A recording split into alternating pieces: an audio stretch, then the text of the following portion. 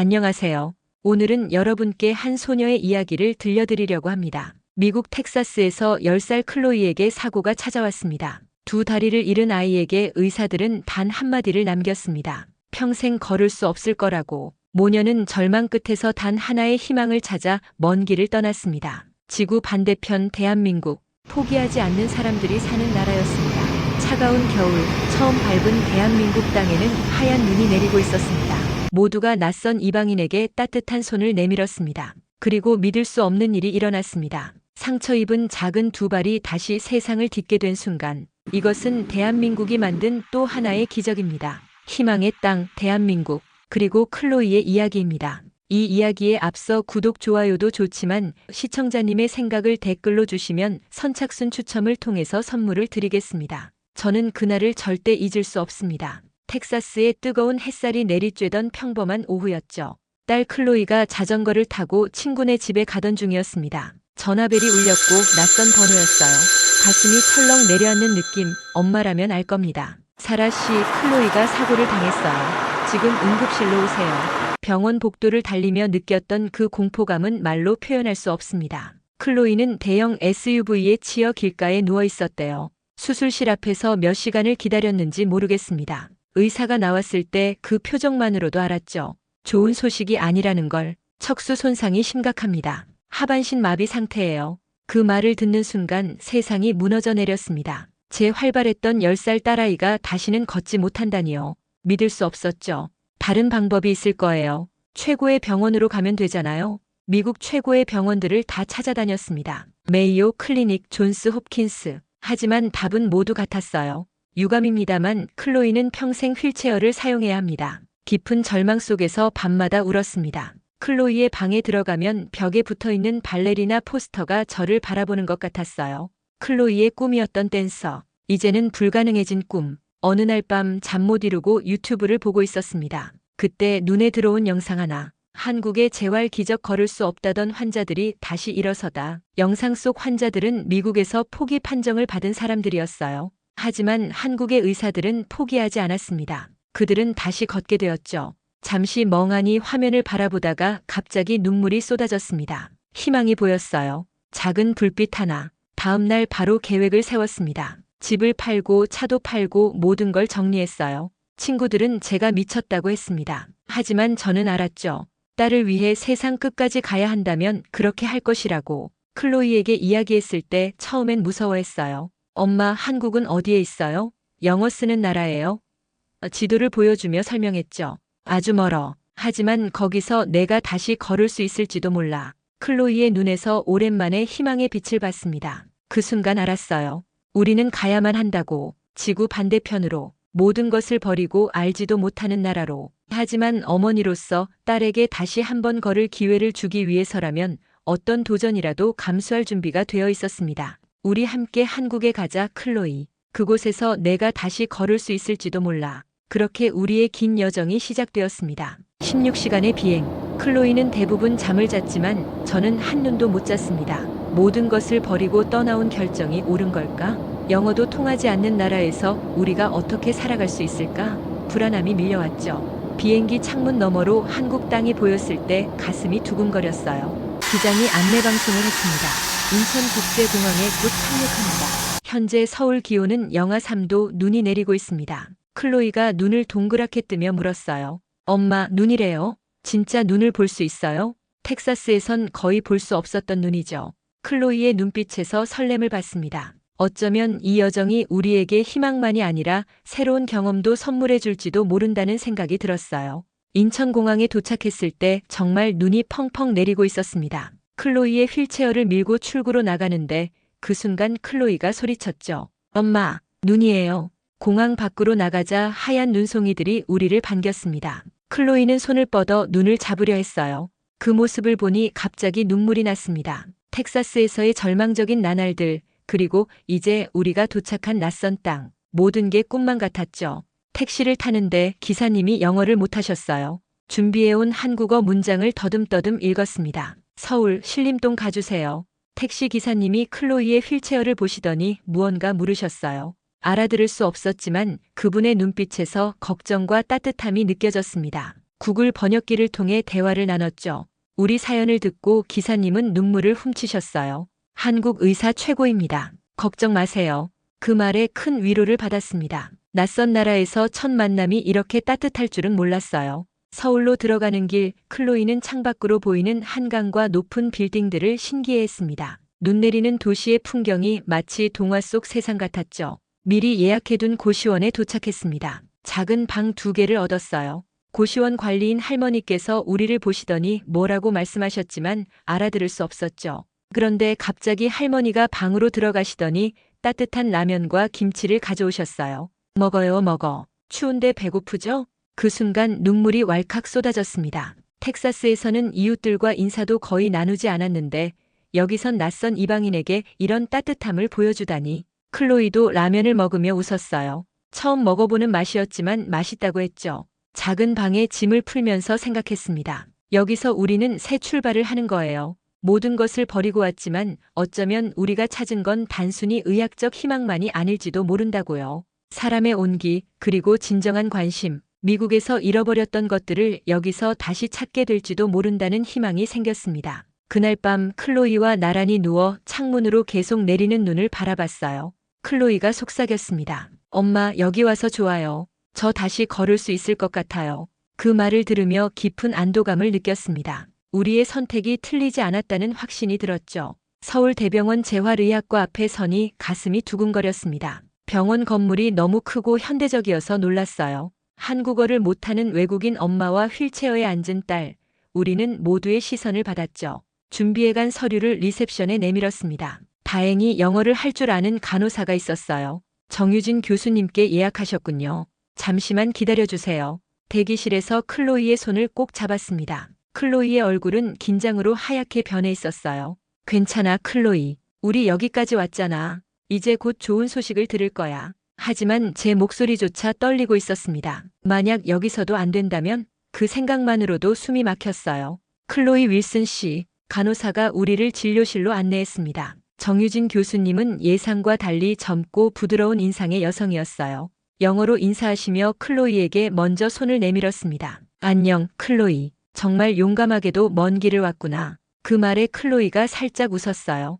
교수님은 곧바로 클로이의 상태에 대해 꼼꼼히 물으셨습니다. 미국에서 받은 MRI와 진단서를 하나하나 살펴보셨죠. 미국에서는 어떤 치료를 받았나요? 미국 의사들이 했던 말들을 그대로 전했습니다. 더 이상의 치료는 의미가 없다고 했어요.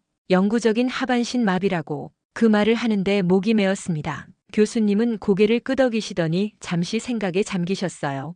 그리고 갑자기 말씀하셨죠. 한국은 포기하지 않습니다. 그 말 한마디에 가슴이 뭉클해졌어요.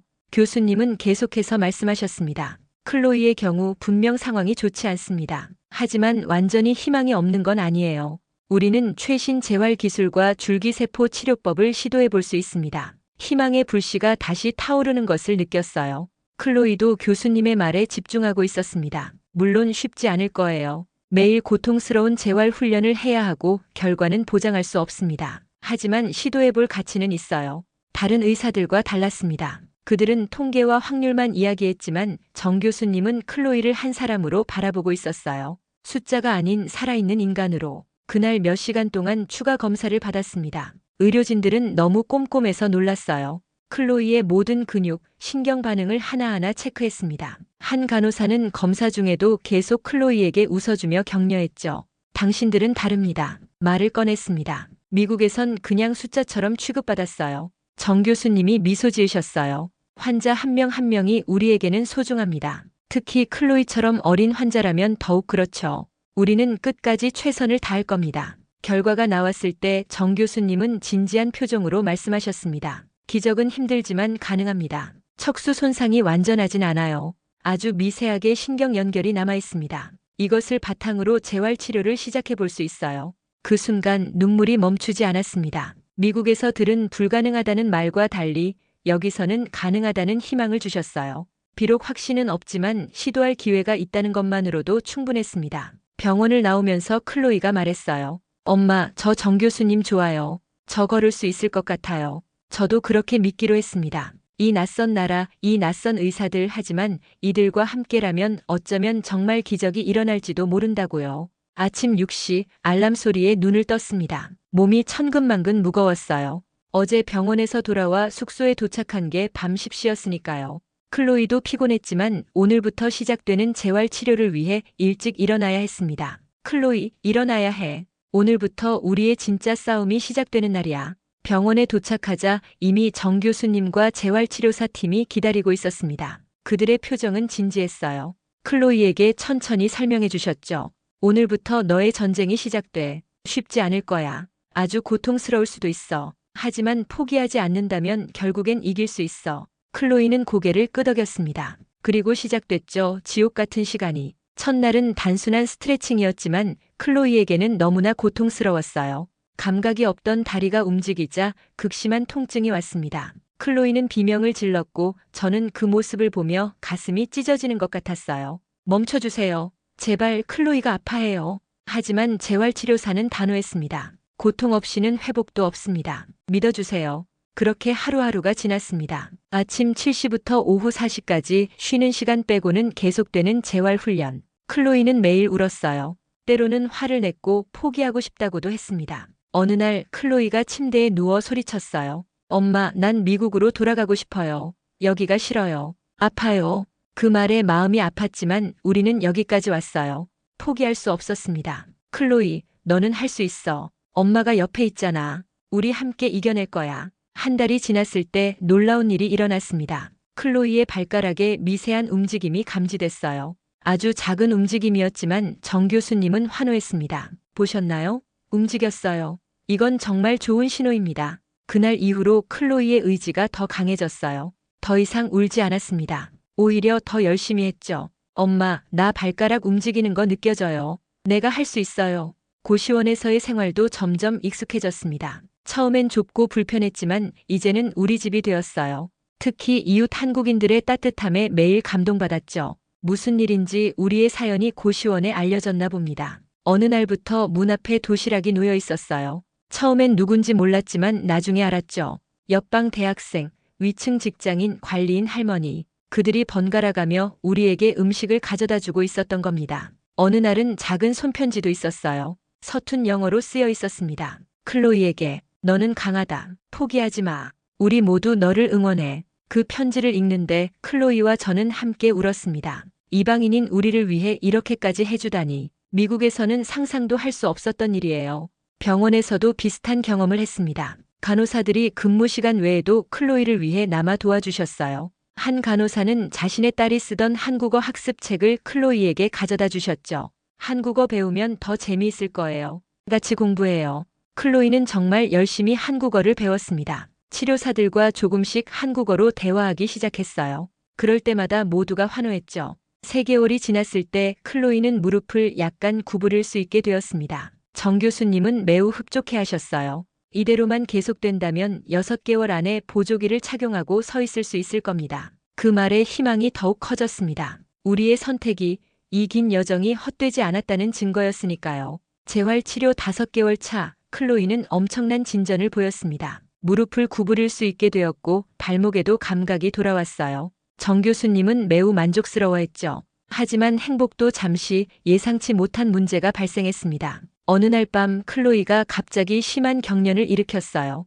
온몸이 뒤틀리고 식은땀을 흘렸습니다. 공포에 질려 119에 전화했죠. 다행히 영어를 할 줄 아는 직원이 응대해 주셨어요. 병원 응급실, 의사들이 바삐 움직였습니다. 알고 보니 척수 손상 환자들에게 가끔 일어나는 자율신경 과반사증이었어요.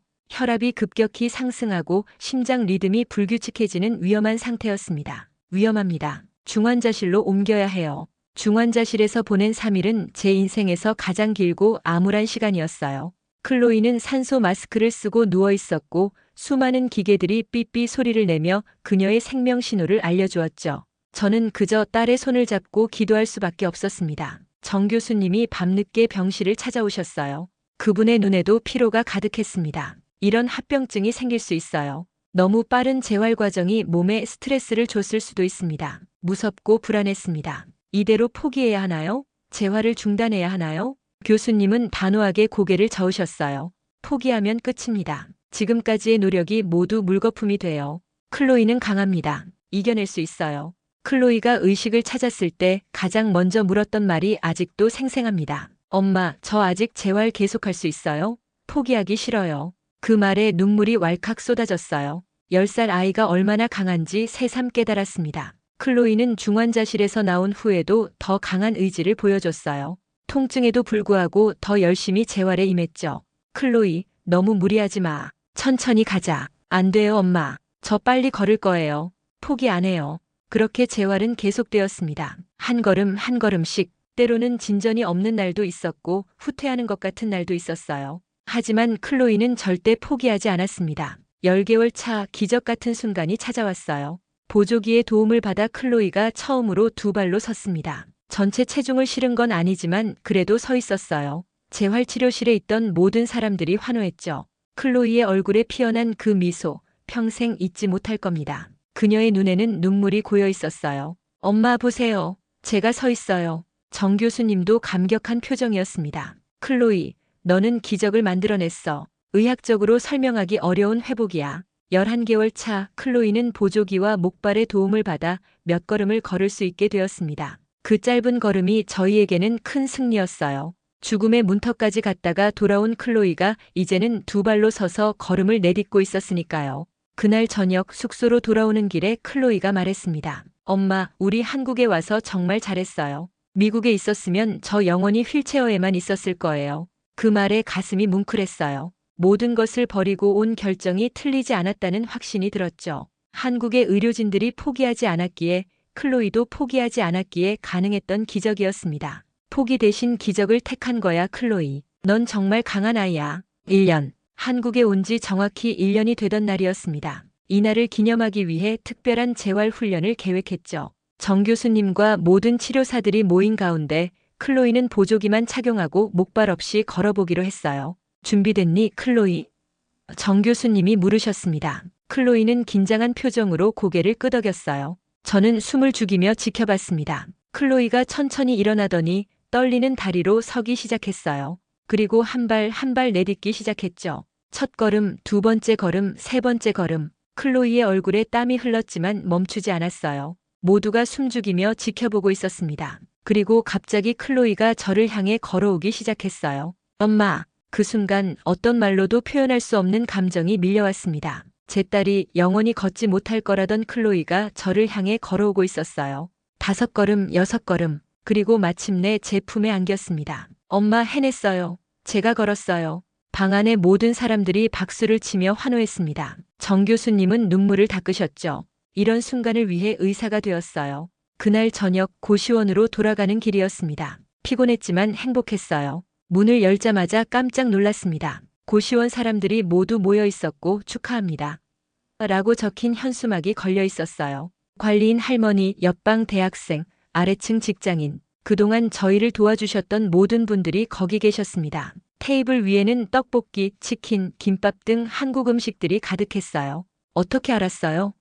놀라서 물었습니다. 할머니가 웃으시며 구글 번역기를 통해 대답하셨어요. 정 교수님이 전화하셨어. 클로이가 오늘 걸었다고. 감동이 밀려왔습니다. 이분들은 혈연도 아니고 오랜 친구도 아닌 불과 1년 전에 만난 타국의 이방인들이었어요. 하지만 그들은 우리의 기쁨을 자신의 기쁨처럼 함께 나누고 있었습니다. 한 대학생이 클로이에게 작은 선물을 건넸어요. 열어보니 한국어로 포기하지 마라고 쓰인 팔찌였습니다. 이거 제가 직접 만들었어요. 힘들 때 보세요. 클로이는 그 팔찌를 즉시 손목에 찼습니다. 그리고 서툰 한국어로 말했어요. 감사합니다. 정말 감사합니다. 그날 밤 파티는 정말 특별했습니다. 언어는 통하지 않았지만 마음은 통했어요.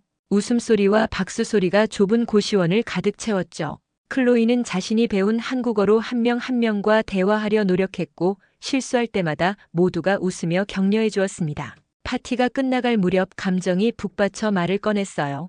여러분, 저희는 이제 한국 가족입니다. 혈연보다 더 소중한 인연을 여기서 찾았어요. 그 말이 전해지자 할머니께서 저를 꼭 안아주셨습니다. 그분의 눈에도 눈물이 고여 있었어요. 우리가 서로에게 얼마나 특별한 존재가 되었는지 그때 진심으로 느꼈습니다. 미국에서는 경험할 수 없었던 따뜻한 공동체 정신, 남의 아픔을 자신의 아픔처럼 느끼는 마음. 그것이 바로 한국이 저희에게 준 두 번째 선물이었습니다. 첫 번째는 클로이의 두 다리였고 두 번째는 새로운 가족이었어요. 그날 밤 클로이와 함께 누워 이야기했습니다. 엄마, 난 한국이 정말 좋아요. 여기 사람들이 정말 좋아요. 저도 그렇게 느꼈습니다. 우리는 치료를 받으러 왔지만 그보다 더 소중한 것을 얻었어요. 바로 진정한 가족의 의미였습니다. 더 이상 정기적인 치료가 필요하지 않을 것 같습니다. 정 교수님의 말씀에 놀라 되물었습니다. 정말인가요? 클로이가 완전히 나은 건가요? 교수님은 미소를 지으셨어요. 완전히 예전 상태로 돌아간 것은 아닙니다. 하지만 이제 클로이는 일상생활을 혼자서 할 수 있어요. 보조기 없이도 짧은 거리는 걸을 수 있고 재활 훈련도 집에서 계속할 수 있습니다. 클로이가 환하게 웃었습니다. 정 교수님 감사해요. 저 이제 혼자 걸을 수 있어요. 정 교수님이 클로이의 머리를 쓰다듬으셨어요. 내가 해낸 거야, 클로이. 내 의지가 이 기적을 만들었어. 마지막 진료를 마치고 나오면서 묘한 감정이 밀려왔습니다. 기쁨과 동시에 약간의 두려움도 있었어요. 이제 어떻게 해야 할까? 미국으로 돌아가야 할까? 하지만 돌아갈 집도 없고 친구들도 이미 멀어졌을 텐데. 고시원으로 돌아가는 길에 클로이가 물었어요. 엄마, 우리 이제 미국으로 돌아가요? 잠시 생각했습니다. 클로이, 내 생각은 어때? 한국에서 더 지내보고 싶니? 아니면 미국으로 돌아가고 싶니? 클로이는 망설임 없이 대답했습니다. 한국에 더 있고 싶어요. 저 여기 친구들도 생겼고 한국어도 더 배우고 싶어요. 사실 저도 같은 마음이었어요. 1년 반 동안 이 작은 나라에서 우리는 너무나 많은 것을 받았습니다. 이제는 돌려줄 시간이었죠.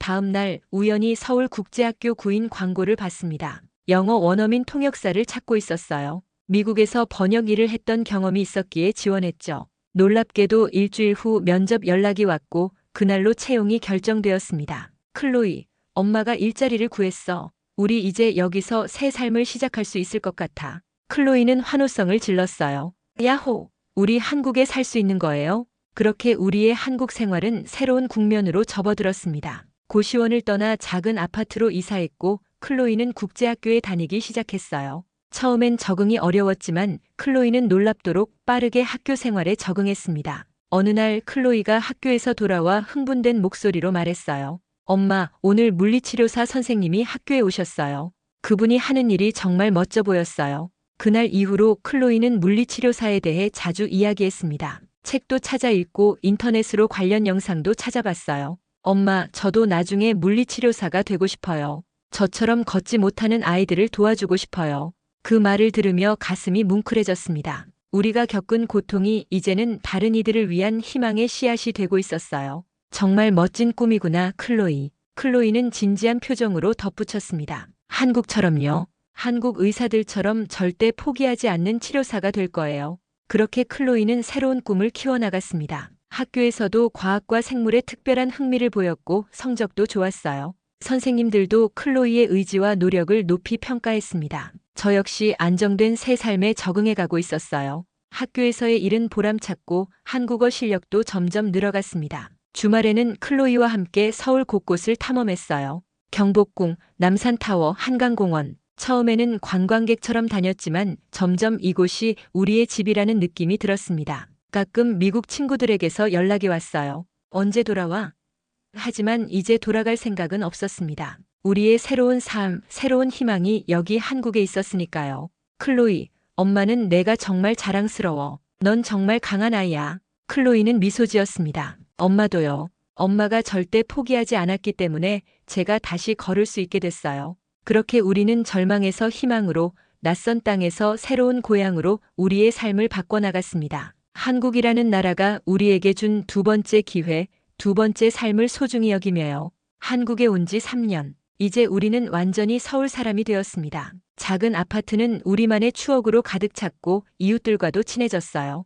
클로이는 이제 13살 한국 중학교에 다니기 시작했습니다. 놀랍게도 클로이는 학교 육상부에 들어갔어요. 비록 정식 선수는 아니지만 보조 트레이너로 활동하며 다른 아이들을 돕고 있었죠. 정 교수님의 허락을 받아 가벼운 달리기도 시작했고요. 클로이, 조심해야 해. 무리하면 안 돼. 클로이는 웃으며 대답했습니다. 걱정 마세요, 엄마. 저 이제 제 몸 상태 잘 알아요. 무리하지 않을게요. 그날은 특별한 날이었습니다. 클로이가 처음으로 학교 마라톤 대회에 참가하는 날이었어요. 물론 전체 코스를 완주하는 건 아니고 마지막 1km만 달리기로 했지만 그래도 제 가슴은 두근거렸습니다. 넘어지면 어떡하지? 다치면 어떡하지? 하지만 그런 걱정은 기우였어요. 클로이는 비록 다른 아이들보다 느리게 달렸지만 결승선을 당당히 통과했습니다. 모든 학생들과 선생님들이 환호했고 클로이는 눈물을 흘리며 웃었어요. 집으로 돌아오는 길 클로이가 말했습니다. 엄마, 저 한국 국적 신청하고 싶어요.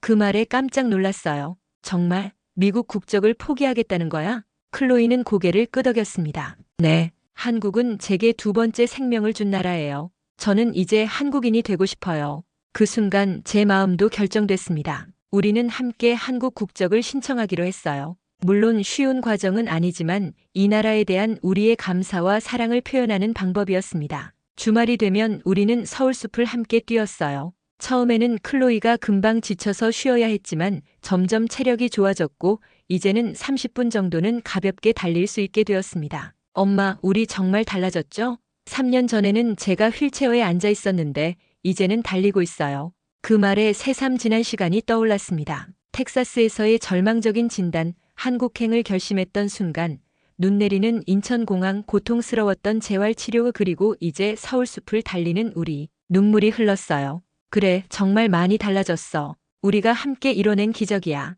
클로이가 갑자기 달리기를 멈추고 저를 안았습니다. 엄마 사랑해요. 엄마가 포기하지 않았기 때문에 제가 지금 여기 있는 거예요. 그 말에 더 큰 눈물이 흘렀습니다. 우리는 함께 벤치에 앉아 한강을 바라봤어요. 석양이 강물을 붉게 물들이고 있었죠. 클로이, 생각해봐. 이제 우리는 진짜 한국 가족이 됐어. 한국은 우리에게 두 번째 인생을, 두 번째 기회를 준 곳이야. 클로이는 고개를 끄덕였습니다. 엄마, 저 나중에 정말 물리치료사가 되면 미국에 가서 그곳 아이들도 도와주고 싶어요. 한국에서 배운 걸 나눠주고 싶어요. 그 말에 가슴이 뭉클해졌습니다. 절망에서 희망으로 바뀐 우리의 이야기가 이제는 다른 이들에게 희망을 주는 이야기로 이어질 거라는 생각이 들었어요. 해가 완전히 저물 때까지 우리는 그곳에 앉아 있었습니다. 이제 두려움은 없었어요. 앞으로의 여정이 어떻게 펼쳐질지, 어떤 도전이 기다리고 있을지 알 수 없지만 한 가지 확실한 것은 우리가 함께라면 어떤 어려움도 이겨낼 수 있다는 것이었습니다. 다시 달리기 시작하면서 클로이가 외쳤어요. 엄마, 더 빨리 달려봐요. 클로이의 웃음소리가 서울의 저녁 공기를 가득 채웠습니다. 그리고 저는 알았어요. 우리가 지금 달리고 있는 건 단순한 숲길이 아니라 희망의 길이라는 것을. 포기하지 않는 나라 한국이 우리에게 선물한 희망의 길이었습니다. 그래, 클로이. 함께 달려보자. 우리의 새로운 미래를 향해. 끝까지 시청해 주셔서 감사합니다.